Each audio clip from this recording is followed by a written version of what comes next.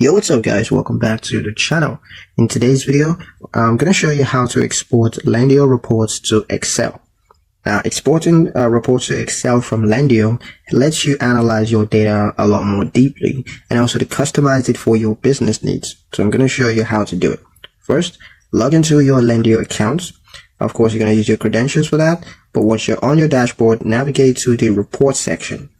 Then choose the report that you want to export, such as cash flow, profit and loss, or just loan activity reports. Now set the date range and apply any filters like income categories or expense type. Once that's done, preview the reports to ensure everything looks correct, and then look for the export button, usually at the top right corner of the report screen, and then select Excel as your export format.